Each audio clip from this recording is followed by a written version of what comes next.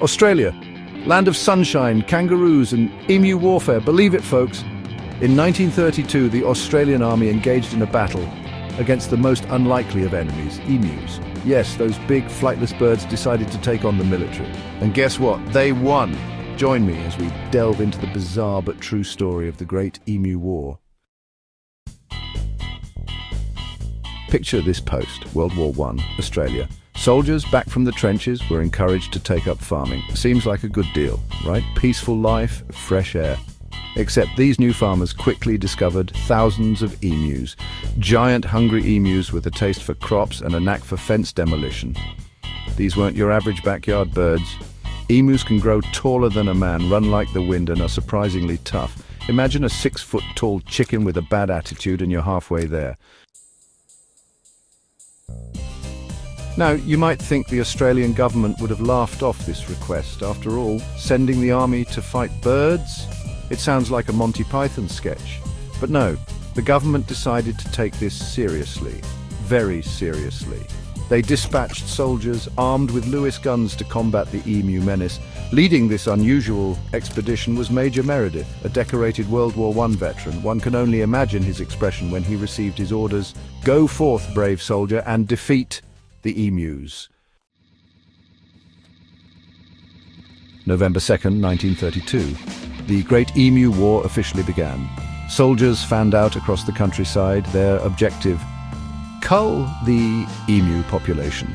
The first encounter must have been quite a sight. Imagine soldiers trained for human combat, facing off against a mob of giant feathered adversaries. The emus, for their part, seemed entirely unimpressed by the display of military might.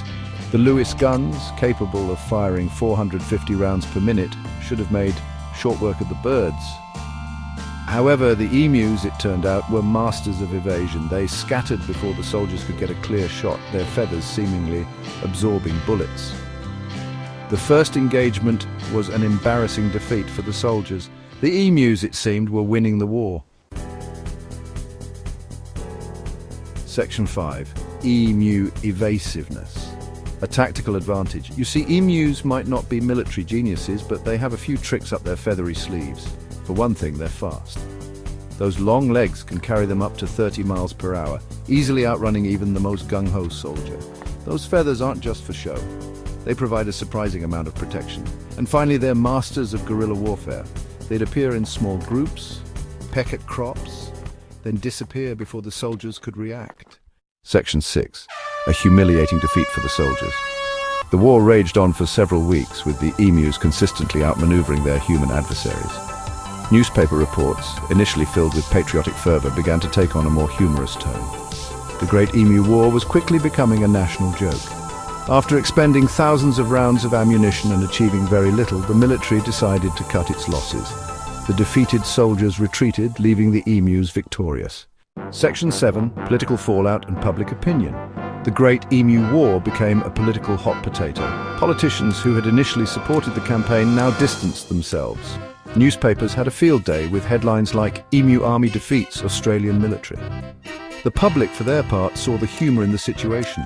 After all, who could take a war against emus seriously? The whole debacle highlighted the absurdity of using military force against a non-threatening, albeit annoying, enemy.